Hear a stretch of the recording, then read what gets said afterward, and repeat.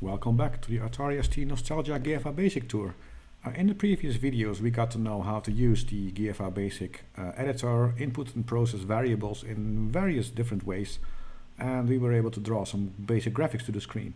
Now in this last video in the series I've put everything we have learned so far together in one program, and we will sort of play around with it a bit, and again, we will learn that putting structure in your code is actually a really good idea that we really should not forget to do.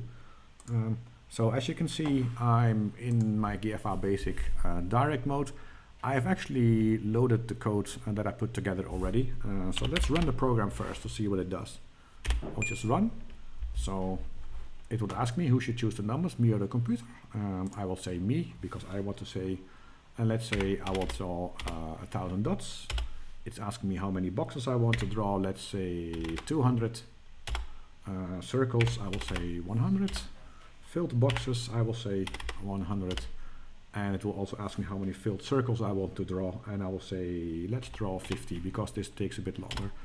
And then it asks me to, after each screen, how long should I wait? How many seconds? And I will say, let's wait 2 seconds. It's long enough to admire, but then you want to move on anyway. And I press enter. It will draw the dots. It will actually draw the boxes. It will draw 100 circles like I asked it to. So that looks nice. It will draw 100 boxes with a random fill pattern. Then it will do the same but with 50 circles. And then it will go back again to the dots. And it will keep doing so until I press the space bar anywhere in any sequence. Because I actually put an exit in every sequence. So now it has done the pause and now the program ends. So yeah, it works, which is nice. I know it's not too impressive. There are way better demos programmed in GFA BASIC, but yeah, okay, it's just like that. I don't care. Now as you can see, I put everything in the main program. This code, it's looking quite complicated. I mean, it works, but as you can see, if I use the page down, it's actually quite a lot of code to scroll through. Because I put the code together, but I did not put any structure. All I did was put some comments, but that's it. So basically the program starts with an alert box that asks me who should choose the numbers. And here there's an if-then statement. So if the choice is 1, and 1 means me, I will just ask for user input for dots and circles, etc. And then I will ask for a pause in seconds. So how many seconds to wait, and I will write it to a seconds pause variable. Of course, the pause command uses 50ths of a second. So the actual pause is 50 times that variable. And when it's done that, I will go into a loop. You can see do clear the screen, print the amount of dots. Then count from 1 to the number the user put in and use the random drawing routine that we used before. And of course, after this procedure is ready, it will pause for the amounts of seconds that the user gave in. And if anywhere during this procedure I have pressed the space bar, which is this in key 32 thing, it will end the program and it will end the if statement. So if this condition is not met, it will just go into the next one. It will clear the screen again. It will do the procedure for the boxes that we programmed earlier. Wait for a space bar. It will do the same for the circles.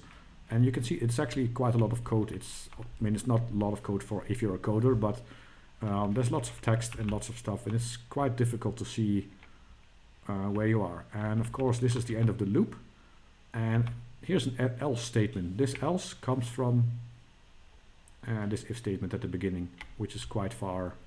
Here, if choice is 1, because if the choice is not 1, there's actually a procedure for getting the numbers from the computer. So here's an else do, and it will just generate a random number for the input, so the computer will provide it. In this case, it means do between 1,000 and 4,000 dots, between 50 and 250 boxes, between 50 and 200 circles, etc., etc., and it will pause for 2 seconds by default.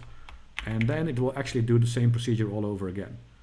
So as you can see, there's no structure in this code, and this also poses a problem because the whole first part, this enormous amount of like all these drawing routines that I just put in one big pile of code, it's actually the same as the one here at the end. So it's really difficult to see where in the code I actually am.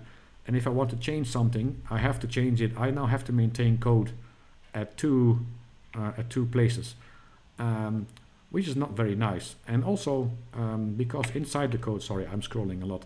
Because inside this code, I actually put this if statement, like if the spacebar is pressed, you should just end.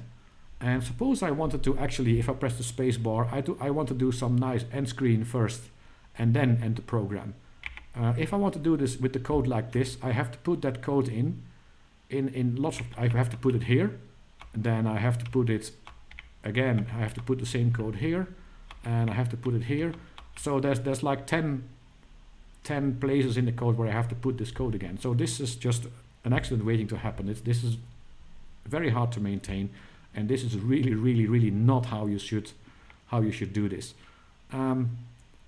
So what you should do is actually use some procedures and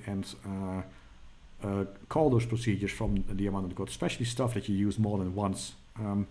So I actually made this code, but also in a way that's more structured. I will just I will not waste your time by trying to structure this code. I just put the original draw demo, and as you can see, this looks actually, yeah, this looks a lot neater than it was, because what I did here is the alert box in the beginning is still the same, but now the main program is just the main structure, which basically is ask the user, is the user of the computer the one who provides the code? If the first one, me, is chosen, then do the get inputs once, and then just loop the main loop. So I made a procedure main loop and loop that until something here lets me escape. And if I don't choose human, basically let the computer decide the inputs and do the main loop.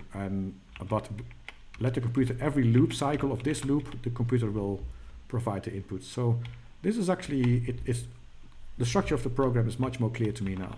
And of course I put the procedures at the bottom, like I showed in the previous video, and I can still use the help key to actually open and close, so collapse the code with the code folding feature. So the get inputs is just, these are the input commands that you saw at the beginning of the code before until the return.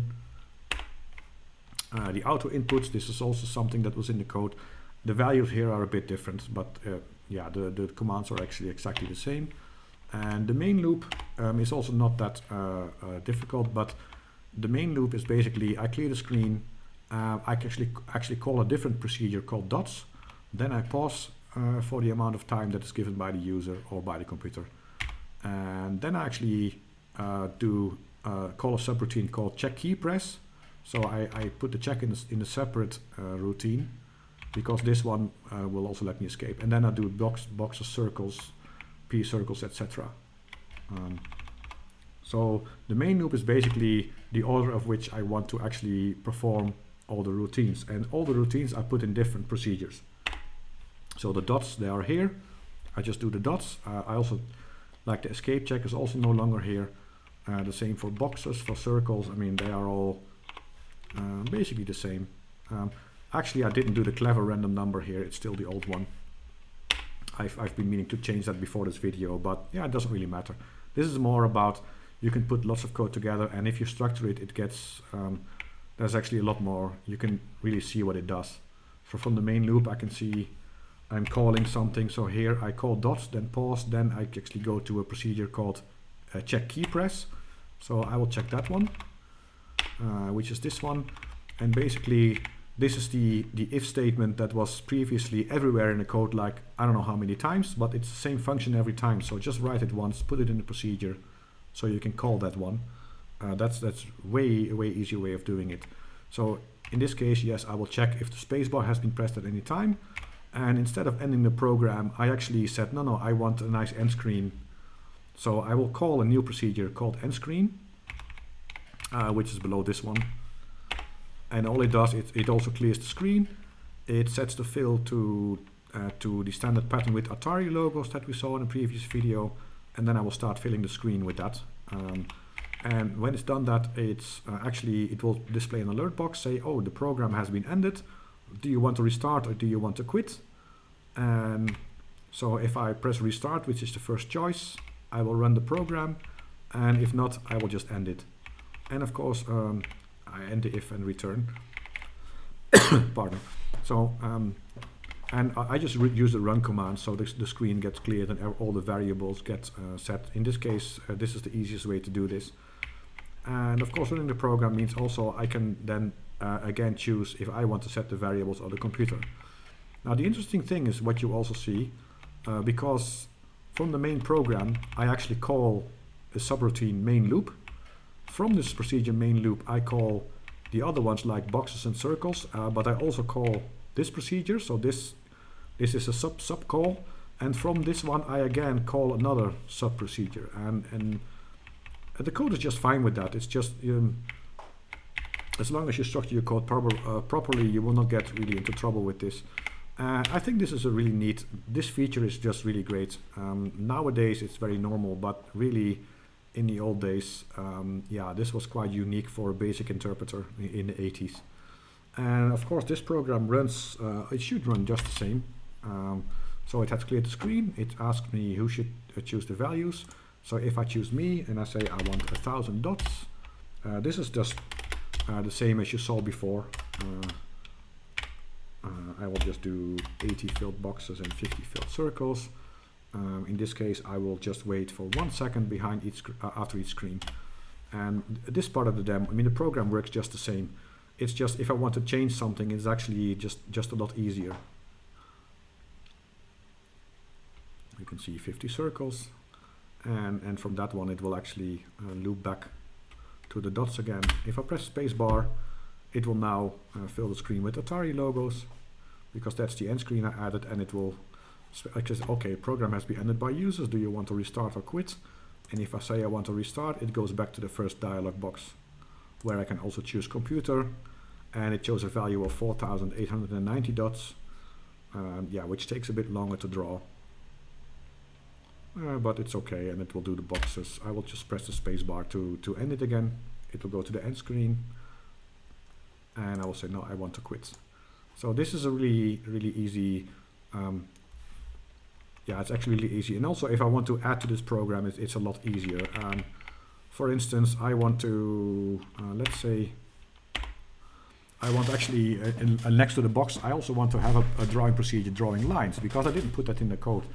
And it's actually really easy to do. I can really just copy the boxes procedure, block end.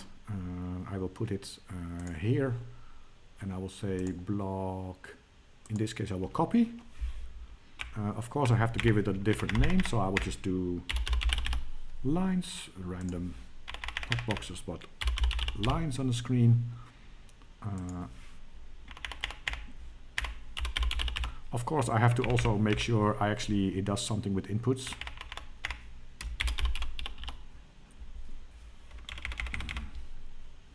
Yeah, it doesn't matter. And the rest can actually, because the command is very similar, so this I don't have to change. That's why I actually let's just say Q. I like to keep different counters. So that's the lines procedure. I will now hide the block, because it's just confusing to have these. So I have a procedure boxes, but now I also have a procedure lines. Of course, at this point, it will still not do anything, because I still have to somehow set this variable and make sure that this one gets called. So I have to go to get inputs and actually ask,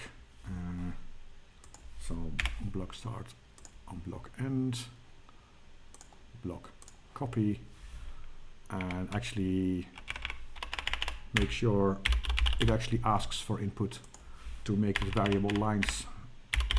But as you can see, it's not a lot of work, because I can easily copy the code, have a procedure call for it. Alright, so this one should be okay now. Of course I have to change the auto inputs as well. In this case I will just type it. Let's say, oh, it's not a string, it's a number, equals random. Let's just say I want to be between.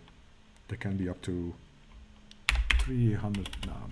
Yeah, 300 lines and plus 100. It will be between 100 and 400 in this case, which seems fine. I don't know. It should be fast enough. So basically now I've defined that it gets inputs and writes to the variable lines. Of course, the procedure I just copied from boxes and changed some of the values to actually use the right variables. Now all I have to do is change the main loop, which now I only have to do in also in only one place. So I can just basically also do a start of the block, do a block end, block copy, and instead of calling the subroutine dots, I will just call the subroutine lines, and that's it. I will just hide the block again, close this procedure. I can run a test on my code. It seems to work fine. So what if I run it now? I will choose, of course, the dots it asked me before. I will do 1000. It asked me for the lines actually. I will do 300 boxes, 100 circles, 85. I want 68 because that's a nice number. And filled circles I will do 50. And I will wait 2 seconds after each screen. So does it work? The dots seem to work, so that's nice. And there's still an error in my code because it's not drawing lines, it's drawing boxes, which means I forgot to, I will actually just kill the code. So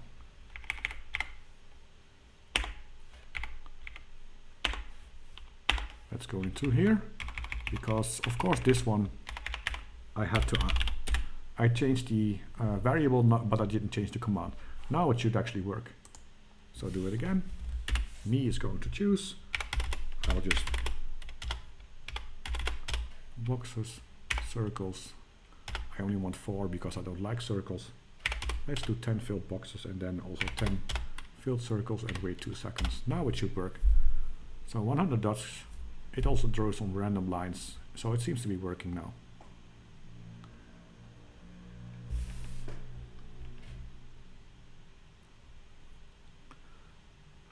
And because I put everything in procedures, I only had to really change the necessary code on one location.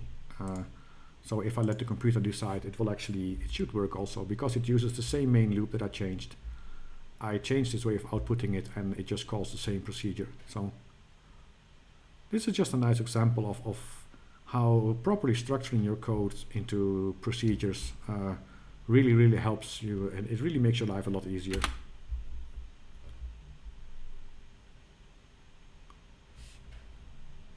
Show 60 circles. Yeah, you should be careful when you let a random number choose this, because so let's quit and it will return to the program. And of course I know that in the real world, splitting it up in this many procedures maybe is not really even necessary, but I think it keeps it very clean. It keeps my code screen very clean. It makes troubleshooting a lot easier because you can really see where things are going wrong. But having said this, this was also the last video in the series. For me, this was a really nice experience to get back to this GFA BASIC, to get back to coding a little bit, even if I'm not in no way any skilled or professional coder. So I guess any professional coder looking at this will just laugh at my childish attempt with no skills. But it doesn't matter. It doesn't hurt me. I had a lot of fun, and I think this is like a really nice way of reliving your nostalgia with this old machine. It should really be part of it, not just playing games. And I really encourage everybody to just give this one a try. It's an obsolete language. It's no longer in use. So any effort you put in it is only for yourself and only for your own fun. But it's nice anyway. So maybe I just provided some professional coders with a lot of material for good laughs. Who knows? I had my fun. And my main purpose is actually to entertain the viewer. So in that sense, I would say mission accomplished. I would like to end the playlist here and this video. Next time I will probably go back to a game, which will be published somewhere in the near future. For now, I would say goodbye, and thank you very much for watching, and I hope to see you next time.